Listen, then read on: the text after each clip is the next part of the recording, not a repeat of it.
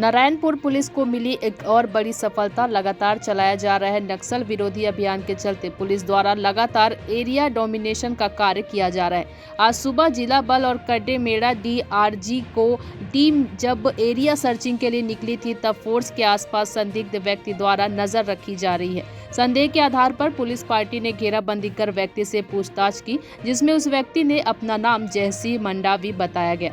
साथ ही स्वयं को जनता सरकार का अध्यक्ष बताया गया। साथ ही कई बड़ी घटनाओं में शामिल होने की बात स्वीकार की गई, जिसमें मुख्य रूप से फरवरी 2020 में कड़ेमेटा कैंप में हुए अटैक के साथ साथ पल्ली बारसूर मार्ग में चल रहे रोड निर्माणाधीन मार्ग में आईडी ब्लास्ट कर एक बुलेरो को उड़ाया गया था, जिसमें एक नागरिक की मौत हो गई थी।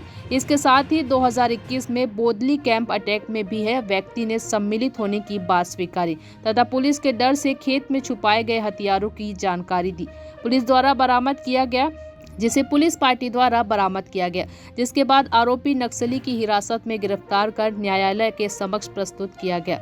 नारायणपुर से अलसब्रीन नाज की रिपोर्ट। आज नक्सल मामले में एक व्यक्ति की गिरफ्तारी की गई है।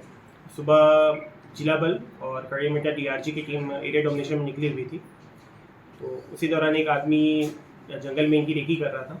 घेराबंदी करके उसको पकड़ा गया। तो पहले तो उसने घुमा फिरा के जवाब दिया, फिर कड़ेमेटा कैंप में लाके उससे मनोवैज्ञानिक तरीके से पूछताछ की गई, जिसमें उसने अपना नाम जयसिंह मंडावी बताया और वह बोदली जनता सरकार का अध्यक्ष है। इसी कई मामलों में उसने अपना शामिल होना बताया, जैसे कि हमारे यहाँ कड़ेमेटा कैंप अटैक हुआ था फरवरी 2020 में। इसके अतिरिक्त पल्ली बारसूर रोड के निर्माण के दौरान भी एक बोलेरो को उन्होंने आईडी ब्लास्ट करके उड़ाया था, जिसमें एक सिविलियन की डेथ हो गई थी।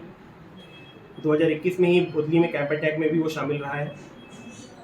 ये सारी जानकारियाँ देने के बाद उसने यह भी बताया कि पुलिस के डर से उसने करीबन 8 नग हथियार बोदली में ही एक खेत के जमीन में काट कर रख दिया है और जिसकी रिकवरी उसने शाम को चल के हमें कराई।